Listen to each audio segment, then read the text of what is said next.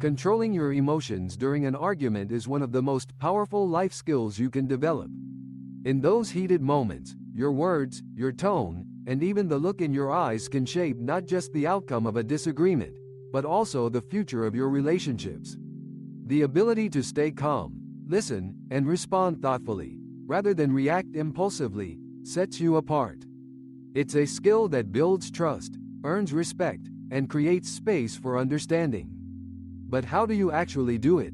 Especially when your heart is pounding and your mind is racing. It all begins with awareness. In the first few seconds of an argument, your body reacts before your mind has a chance to catch up. You might feel your pulse quicken, your muscles tense, or your breathing become shallow.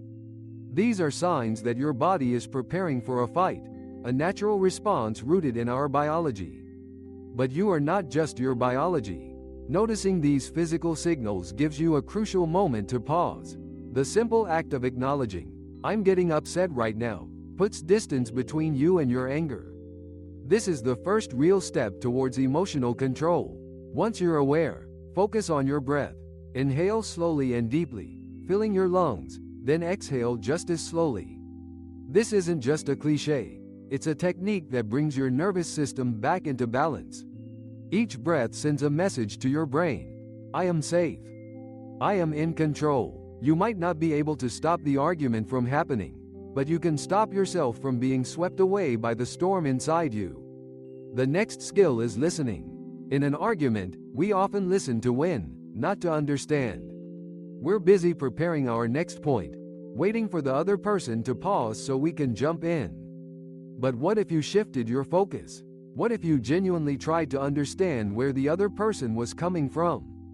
This doesn't mean you have to agree.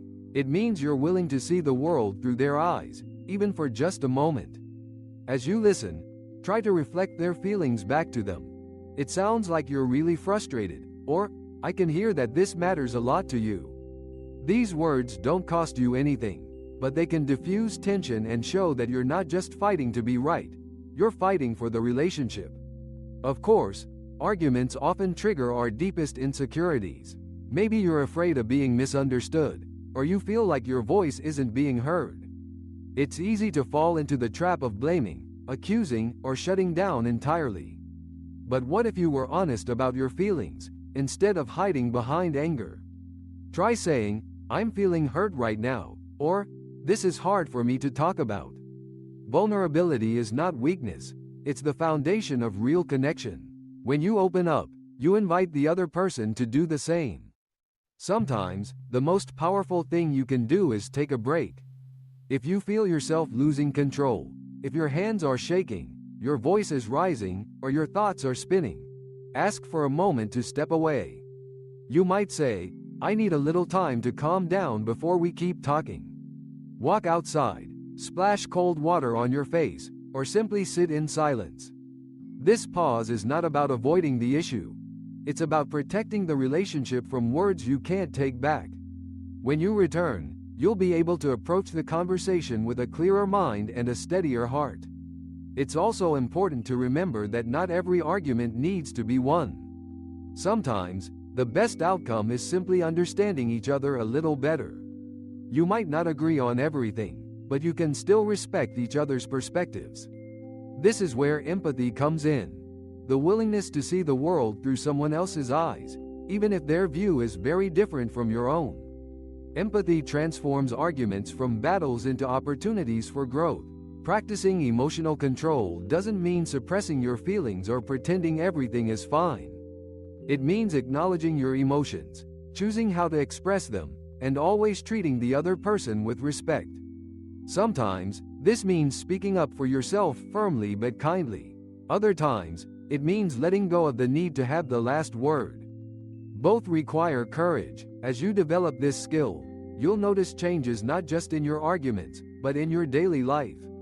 You'll find that you're less reactive when someone cuts you off in traffic, when a colleague challenges your idea, or when a loved one disappoints you.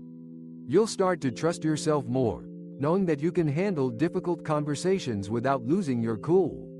And those around you will notice, too. They'll feel safer, more respected, and more willing to be open with you. The journey to emotional control is ongoing. Some days, you'll lose your temper. You might say things you regret, or shut down when you wish you'd spoken up. That's okay. Each argument is an opportunity to practice, to try again, and to grow. Forgive yourself for your missteps, and focus on what you can learn from each experience. Imagine a world where more people had this skill. Arguments would become less about winning and more about understanding. Relationships would be built on trust, not fear. Children would learn from example how to handle their own big emotions. Workplaces would be more collaborative, families more harmonious, and communities more connected. You have the power to be part of that change. The next time you feel anger bubbling up, remember, you are not your anger. You are not your worst moment. You have the strength to pause, breathe, and choose your response. You have the wisdom to listen, the courage to be vulnerable, and the compassion to see the other person's humanity. Controlling your emotions in an argument is not about suppressing who you are. It's about honoring your feelings and expressing them in a way that builds, rather than breaks. It's about creating space for genuine understanding and deeper connection. This is not easy, but with practice, patience, and self-compassion, it is possible. So the next time you find yourself in the heat of an argument, take a deep breath. Remember your values, choose your words carefully, and know that every moment of emotional control is a gift, not just to yourself, but to everyone around you. Because when you master your emotions, you don't just win arguments, you build bridges that last.